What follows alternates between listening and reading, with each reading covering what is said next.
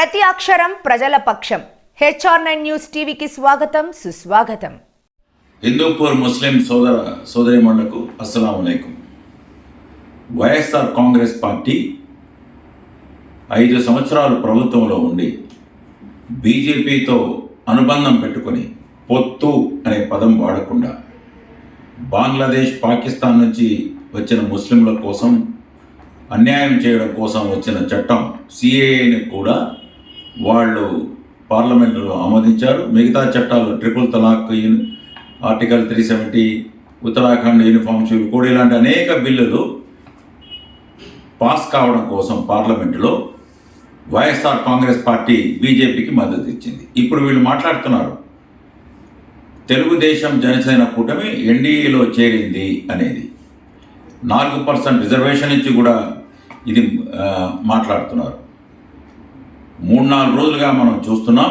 మోడీ గారు ఆంధ్రప్రదేశ్లో పర్యటించినప్పుడు 4% రిజర్వేషన్ ఆంధ్రప్రదేశ్లో రద్దు చేస్తామని కానీ ఎటువంటి ఒక్క మాట కూడా అనలేదు. ప్రధాని నరేంద్ర మోడీ గారు నేను ఇస్లాంను గౌరవిస్తానని, ముస్లింలకు వ్యతిరేకిని కాదు అని అన్నారు. ఎందుకంటే ఇక్కడ టీడీపీ జనసేన మేనిఫెస్టో మాత్రమే ఉంది, బీజేపీ మేనిఫెస్టో ఇక్కడ లేదు. కేవలం ఎన్డీఏ కూటమిలో ఉన్నారు.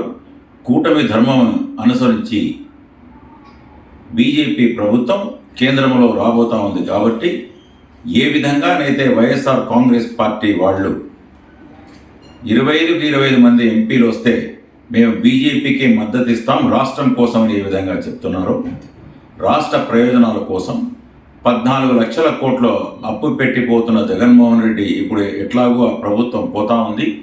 ఎన్డీఏ కూటమి, టీడీపీ జనసేన మేనిఫెస్టోతో కూడిన కూటమి 150 సీట్లతో అధికారంలోకి రాబోతా ఉంది. కాబట్టి ఈ అప్పుల నుంచి ఒక్కొక్కరి నెత్తి మీద ఇప్పుడు ఆంధ్రప్రదేశ్లో తల మీద 2 లక్షల అప్పు ఉంది. దాని నుంచి గట్టెక్కించడానికి కొన్ని సీట్లు ఇచ్చి వాళ్లకు, బీజేపీ వాళ్లకు ఆంధ్రప్రదేశ్ను గట్టెక్కించాలి ఆర్థికంగా, మిగతా పరంగా అని చంద్రబాబు నాయుడు గారు 2014లో కూడా బీజేపీ ఎన్డీఏ కూటమిలో ఉన్నారు. అప్పుడు రాష్ట్రం విడిపోయినప్పుడు 4% రిజర్వేషన్ను తెలంగాణ వాళ్ళ కోసం అది స్టేలో ఉన్నందున సుప్రీంకోర్టులో తెలంగాణ వాళ్ళు ప్రత్యేకంగా పోరాడి వాళ్ళు 4% స్టేను తమ రాష్ట్రానికి తెచ్చుకున్నారు. అప్పుడు నేను కమిషనర్గా ఉన్నాం. చంద్రబాబు నాయుడు గారు స్వయంగా కమిషనర్ను, మిగతా బృందాన్ని పంపి అక్కడ ఒక లాయర్ను ఏర్పాటు చేసి మేము 4% రిజర్వేషన్ స్టే వచ్చేటట్లు సుప్రీంకోర్టులో తేవడం జరిగింది. ఇది ఏ విధంగా అయితే బీసీ, ABCDకు మతపరంగా కాదు, వాళ్ళు హిందువులని రాలేదు, అది ఒక బీసీ కమిషన్ ఆధారంగా వచ్చింది. అలాగే ముందు 5% రిజర్వేషన్ ఇస్తే కొట్టేశారు మతపరంగా వచ్చిందని. తర్వాత 4% రిజర్వేషన్ బీసీ కమిషన్ వేసి ఇచ్చింది. ఇది మతపరమైంది, ముస్లింలని ఇవ్వలేదు. మహమ్మదులు, పఠాన్లు వీళ్ళందరూ ఈ కేటగిరీలో రారు. ఈ CAA అనే చట్టం ఆమోదించింది వైఎస్ఆర్ కాంగ్రెస్ పార్టీ. ఇది పాకిస్తాన్, బంగ్లాదేశ్ నుంచి వచ్చిన ముస్లింలకు అన్యాయం జరిగే చట్టం. మనకు దీనివల్ల ప్రమాదం లేదు. NRC అనేది, నేషనల్ రిజిస్టర్ ఆఫ్ సిటిజన్షిప్ అనేది బీజేపీ మేనిఫెస్టోలో లేదు. ఎవరు కూడా ముస్లింలు దీని గురించి ఆందోళన పడాల్సిన అవసరం లేదు. మనం ఎవరికి ఏ సర్టిఫికెట్ చూపించాల్సిన అవసరం లేదు. ఎందుకంటే ఇది బీజేపీ మేనిఫెస్టోలోనే లేదు.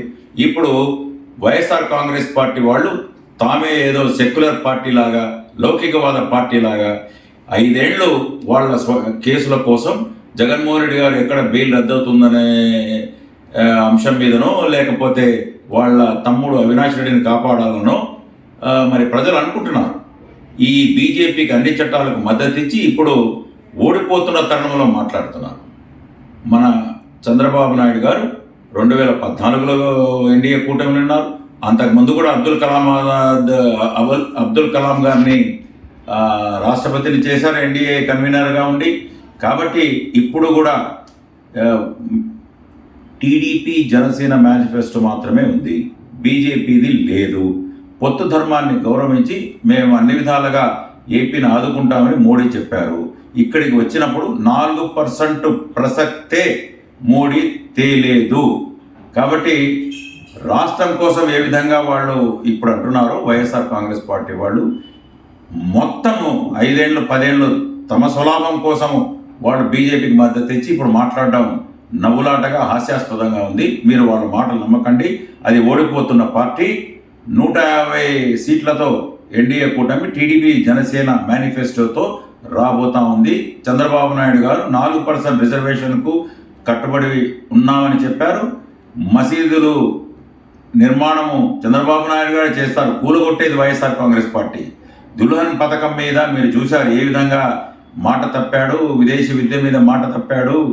నేను మొన్న కూడా హిందూపూర్ వచ్చినప్పుడు చెప్పాను, పాలిటెక్నిక్ కాలేజు, రెసిడెన్షియల్ స్కూళ్ళు, హాస్టల్స్, ఐటీఐ రావాల్సింది సుమారుగా 56 కోట్ల ప్రాజెక్టులు 35-40 కోట్లు కేంద్ర ప్రభుత్వం విడుదల చేసినా కూడా కేవలం 20-25 కోట్లు విడుదల చేసింటే సుమారుగా ఒక 9 సంస్థలు హిందూపూర్కి వచ్చి ఉండేవి.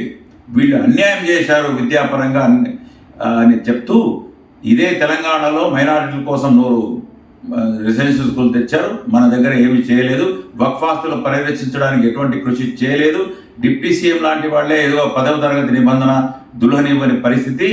ఈ పార్టీని నమ్మవద్దని, ఈ ఎన్ఆర్సీ మేనిఫెస్టోలో లేదు, రాదు. సిఏఏ పాకిస్తాన్, బంగ్లాదేశ్ ముస్లింలకు సంబంధించింది. వాళ్లకు అన్యాయం చేసింది కూడా వైఎస్ఆర్ కాంగ్రెస్ పార్టీ. 4% రిజర్వేషన్ సుప్రీంకోర్టులో ఉంది. అది ఎట్లాగో చంద్రబాబు నాయుడు గారే ముందు కాపాడింది రాష్ట్రం విడిపోయినప్పుడు. ఇప్పుడు కూడా దానికి కట్టుబడి ఉన్నాం అని చెప్తూ వీళ్ళ మాటలు నమ్మకండి అని ముస్లిం సోదరులకు తెలియజేస్తూ అస్సలాము అలైకుం.